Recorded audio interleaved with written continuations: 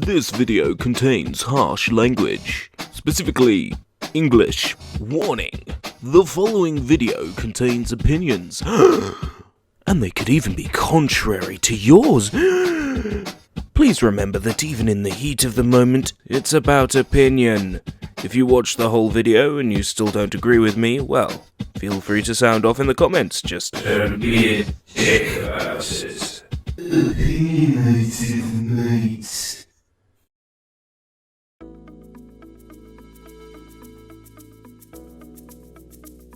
The Nintendo Switch has been revealed, the name for the Nintendo NX, and it'll be coming out next year, as expected. I want to talk today about a couple of rumours. Typically, I don't give rumours much attention, but in classic Saul Goodman style, let's just say I know a guy who knows a guy, and I have some information to impart and then dissect.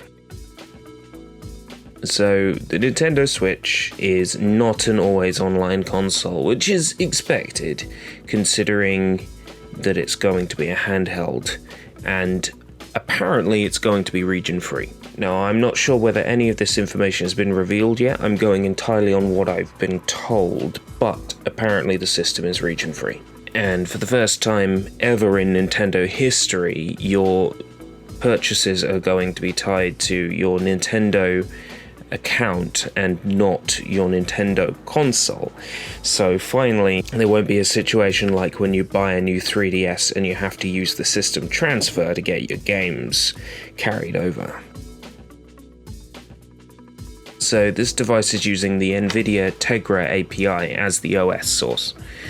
It's a very user-friendly and developer-friendly system, which means that the system will not be easy to hack, but it means that hackers will be more interested in hacking it.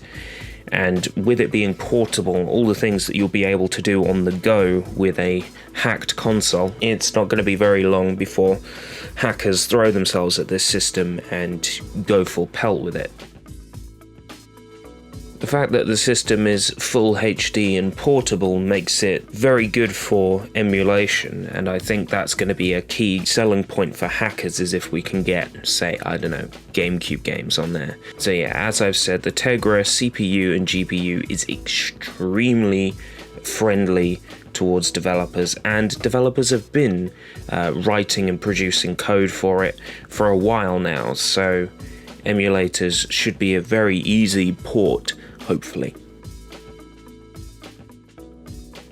But I'm sure you're not necessarily interested in whether or not it's hackable. I am, but you might be more interested in some of the tech elements. I've been told that the device definitely has no touchscreen, definitely no dual screens as expected, and its local Wi-Fi is 5 gigahertz. Now, I think my local Wi-Fi is 1 gigahertz on my router.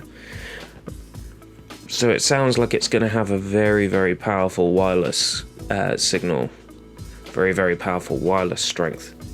You should be able to play games online with people, and it will be as good as if you're cabled into the back of your router, straight from the router to the console.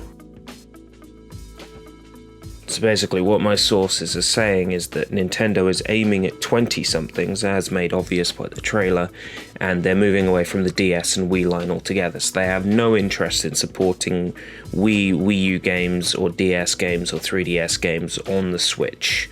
This is a switch to a different system and therefore a different way of handling things. And I'm okay with that. It just will be disappointing not to be able to, say, fire up some Wii U games and play them. Now, there's no confirmation of NFC support for Amiibo, but in the trailer you can see Amiibo, so we're not ruling that out. It might be underneath the screen, but there's definitely no panel on the Switch for scanning Amiibo.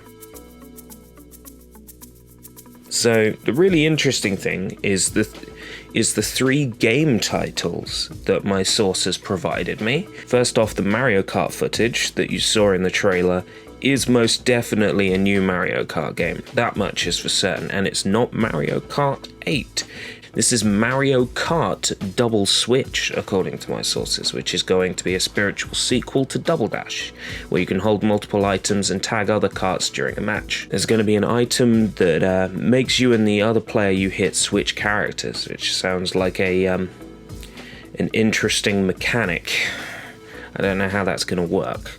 The second game, according to my sources, now I didn't think this was true. With all of this, you take a pinch of salt. My sources tell me that the Splatoon game is definitely a sequel. It's Splatoon, S-P-L-A-T-2-O-O-N, so it's a sequel to Splatoon, a very horrible naming standard, and I hope they change it before release. I don't have any information on this at all.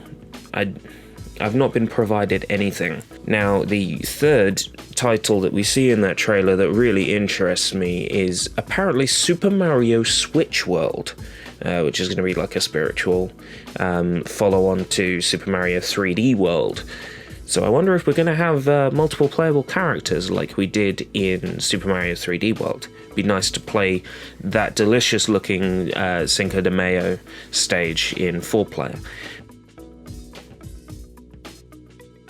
But I guess what you really want to know is what I think about the NX. To begin with, I thought that such hardware was practically impossible, that there's no way you could have a full HD handheld, but I've been turned around to it more recently. Technology has advanced at a rapid pace in the last couple of years, as it typically does. Every 4 or 5 years, everything practically doubles in strength and power, that there's no reason why we wouldn't be able to carry around 1080p handhelds in a day and age where you can carry around a portable battery that can be charged and you can then use to charge your mobile phone. That style of hardware, something super powerful and super strong with a battery in it powerful enough to handle, I don't know, like a 6-hour charge or something. That kind of technology is possible now. Either way, I want to see the system actually in action. I don't want to see simulated screens in a sizzle reel. I want to see the handheld actually in action, because apparently, according to news articles I've read, the system is not going to be any more powerful when it's placed in the dock. It just gives you TV output. So, how powerful is this thing going to be visually? Are we really going to get the same level of graphical fidelity between the screen and the TV screen? I don't know. I don't know what to think. I have no doubt that this is going to be a good piece of hardware. Nintendo always releases wonderful pieces of hardware that are well designed, they're good to hold, they're good to play, they feel fun, and the games are all about fun, they're all about innovation, and that's important. I have no doubt that the NX or the Switch is going to be that system that basically revolutionizes everything again, like the 3DS did, like the Wii U did, like the Wii did, like the DS did, like the Game Boy Advance SP did. It's going to revolutionize handhelds, yes. But I honestly don't know what to expect just yet.